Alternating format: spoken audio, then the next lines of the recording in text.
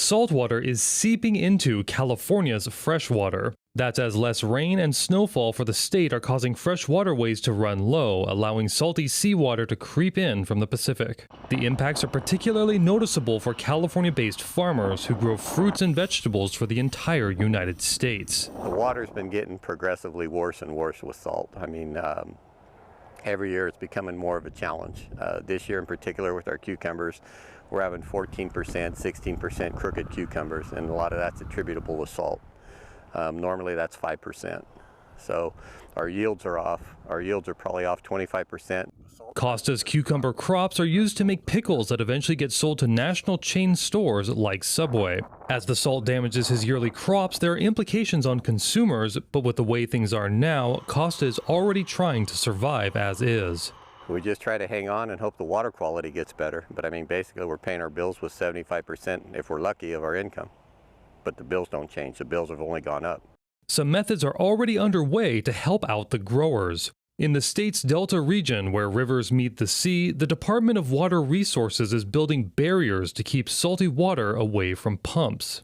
This particular rock barrier is very important because it's serving a purpose to help mitigate the negative effects of the current drought emergency we're in. The department stacked 112,000 tons of rock 30 feet deep in the waterway.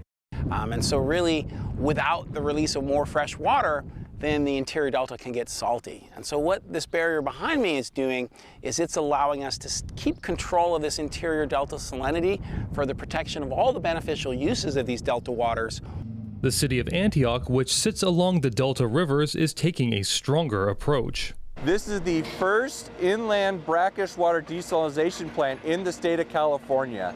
Antioch has supplied its residents with river water for 32 days for this year. That's just a quarter of the amount supplied for the same time last year, 128 days.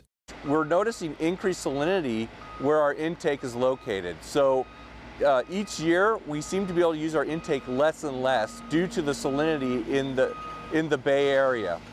And so as a result, we're building this new plant so that when the salinity levels in the delta go up, we can continue to use our river intake to treat water for our residents. While desalination has been controversial in California, the inland plant will take less energy due to lower salt levels. Samuelson said other Bay Area cities are asking about following their model. Daniel Hall, NTD News, California.